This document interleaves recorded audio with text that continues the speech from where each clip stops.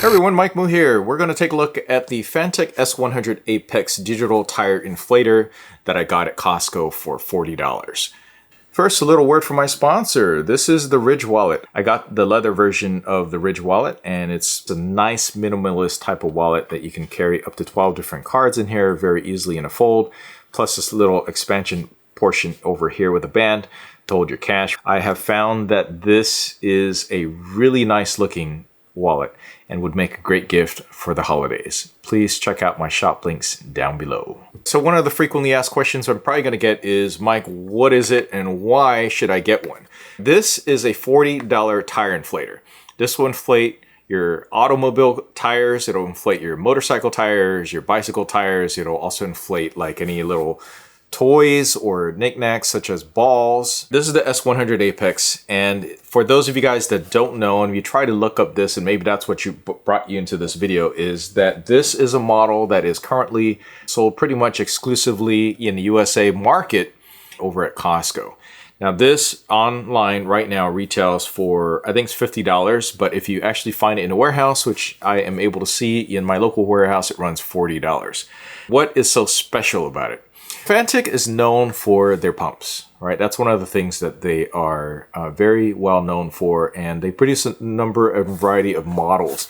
So what sets this one apart is that this one is the lower priced version of their more expensive X8 Apex. If you look at the specifications that I have online, this is roughly going for half the price of the X8 Apex. The only differences that I could tell, specifications wise, same thing, is that one has a nice little stripe over here, and it's also marketed specifically as the X8 Apex. Now, if you look at the inflation range of everything compared to all the other pumps that are available out there, this has a maximum of 150 PSI, and you can adjust that by pressing this button here. It is also an automatic pump, meaning that you set the PSI that you want it to, and you can then adjust it to that part, and it will pump right up to that PSI range. It also has a bunch of presets here that you can choose by pressing this button over here. These are generic presets. Let's start with the first one. First one is manual. When you choose a manual setting, it'll remember it. Everything else is just like a preset. So this car preset is 36 PSI. In general, for an automobile passenger vehicle, it's going to be that. Next is a motorcycle. In general, it's also going to be at 32 PSI. Next one is bicycle. In general, it's going to be 42 PSI. And then finally over here for like a basketball or a soccer ball, etc., it's going to be at 8 PSI.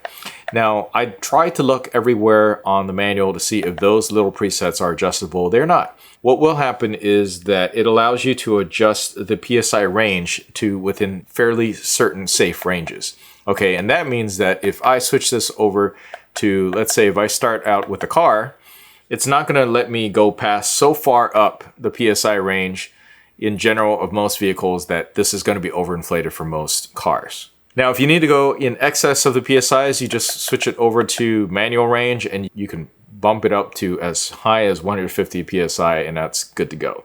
So in general, I think it's great that they have that built in. Some people really have no idea how far they need to pump their tires to, and sometimes it's a little bit hard to read what the pounds per square inch is going to be recommended for your vehicle if you don't know where to go. Now, another thing I have noticed is that you can change it to different pressure measurements as well, depending on what part of the world you live in. It might not be PSI. PSI is primarily in the US market.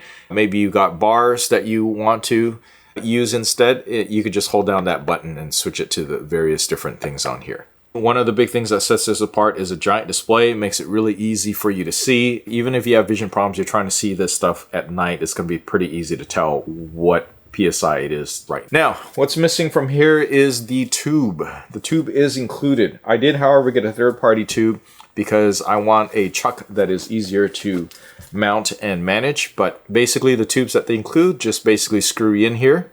And this is the part that takes the longest, is screwing in there and ensuring that you got a nice, tightly screwed in head. Otherwise, you're going to be losing a bunch of PSI and you'll never get your tires pumped. So that's one thing that you want to make sure of. Another thing you'll notice is this right here. This is actually a light. So there's a little light flashlight function. I can just press this button over here and it will turn on, see? And it has a regular light and it has a blinking SOS type of function on there. So that's what it's doing right now in Morse code. And then that's it. And it only comes in one color. So if you were looking for red, no, that's just not what's going to be happening here. It's just a standard white light here. And that is one of the buttons on here. It's a little bit hard to see. I will say it's a little bit hard to see. Pretty much the main button you want to focus on is the power button, which you hold down for 1.5 seconds to power it on, and hold down the power button for 1.5 seconds to turn it off. So that's basically how you operate in a nutshell. The main reading right over here at the top is what PSI is currently at. Okay, so right now it's 0 because I don't have anything attached. There's also a little battery bar here meter, so you can see how much battery life you have left on here. And also this is the inflation range that you're going to have the Fanttik automatically start pumping to. Okay, and you just start pumping just by pressing the middle button. Easy peasy. Okay, now the other function that this also has at the very bottom, you'll see what's great about this is that this also charges via USB-C. Everybody now is the standard USB-C. All right, so you can charge in there at a maximum of 5 volt 3 amps, which is basically, it's 15 watts is the maximum it could do. Now, unfortunately, the output is only USB-A, and that will output up to 10 watts. It's just nice as an emergency function. Obviously, you are taking a pretty big battery bank in order to do it, so it's really just for emergency usage. Sometimes people forget that they have that. But the rest of the sides of this thing is pretty much just a big block. There is a fan that actually operates down here as it uses pumping. It does get loud, so it gets up to about 80 decibels when it is pumping.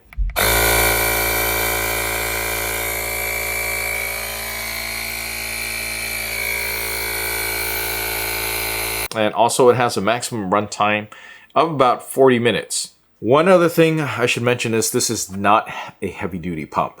It is 7.87 inches tall, 2.5 inches square. Roughly that's how much it is. And I do believe this weighs less than 2 pounds. It's 1.74 pounds. It comes with a nice little case like you see over here, and as well as adapters for pumping up pressure valves, which is a different type of valve that you use in a lot of high-end bicycles. And then you also get a needle nose type of pump head adapter that you can attach on so that you can pump up balls, right? A lot of sporting goods. So you have that. And then also in this nice little case, they also have a little spot for you to put it in, which is pretty awesome so that you don't lose these adapters and everything in here. So this is a separate pocket within the bag that you can put those adapters and stuff in. So let me show you what the original tube looks like. Looks like this, just pretty straightforward. And I got a third-party one that allows me to quickly attach it onto a Schrader valve, which is the standard valve for a lot of vehicles here in the United States. And it also has a pressure release thing over here. So I have used this, I've had this for a couple months now. I've used it to top off a bunch of tires fairly regularly. I've done that at least, I want to say 12 times. So I've added pressure during the seasonal changes. I've also used this for pumping up a lot of bicycle tires since I ride bikes a lot and I go on trips with other friends and family where we need to top up the pressure. This has been used for that as well. This only has a 1-year warranty. So keep that in mind. This is not one of those heavy duty buy once, cry once type of things, but it's only $40. And I do believe in my personal estimation, it's probably going to outlast 1 year. Let's talk about a few cons about this, shall we? This only has a 1-year warranty. It also has a non-user replaceable battery in here. This is one of those things where you're going to want to charge up every 6 months or at least once a year in case you don't use it regularly. And that is something to keep in mind as well. It also only has 7,800 milliamp hours of power in here, which means it'll run only 40 minutes, which is more than most people want. This is not a heavy duty type of device that you're going to use to pump up truck tires, for instance, from 0 to wherever pressure that you need to be. This isn't it. But this is a great emergency use and also good for topping up tires in most vehicles, which it can easily do within about a minute or two. Another thing, this does weigh about 2 pounds with everything said and done. This is not something that I will take on a bike packing trip though. This is heavy. So on a personal bike packing trip, I'm still using a manual pump or I'm using those little gas canisters. And it actually takes a little while to get the little valve hose thing on here. So you're gonna need to make sure that you don't lose that, because that's one of those things when you're traveling, you're not easily gonna be able to find that. So don't lose the hose. One final small little nitpick is that this plastic here, you see all these scratches on here? This has to do with the fact that when you are using the pump, you pretty much have to put it down or hold it while it's pumping. Otherwise, it's vibrating so much that whatever surface it's going to be on, it's going to scratch up the surface of your pump. But you'll want to keep this thing protected. You can leave the protective little sticker thing on here to protect the screen so that it will remain easily visible when you're using it over time. And finally, like most electronic devices, this is not something you use in the rain. If you do, you risk damaging it, and you also risk shocking yourself too. This is true of most electronically powered devices. This is not designed for heavy duty use, and that means I'm probably not going to want to use it during a snowstorm. For that, you're going to still want to rely on something a little bit more professional and probably a lot more expensive. Or just protect it very well. Just make sure it isn't exposed to any wet weather, water, or snow that could melt and go into the grooves of this. This is definitely not waterproof in any way, shape, or form. However, I think overall this makes a pretty good gift for anybody who needs to pump up the tires periodically and those that don't want to wait in line at the Costco tire pressure pump. Seriously, people, why? Why don't you have a pump at home? I don't get it. Just get one of these. Isn't your time worth some money? I personally bought it. I think it's worth it. I think having something small where I don't have to physically pump tires while I am on the go is good to have. All right, so that's it for this video. Let me know if you have any questions. Please give us a like, subscribe for more, and I'll catch you in the next video. Thanks for watching.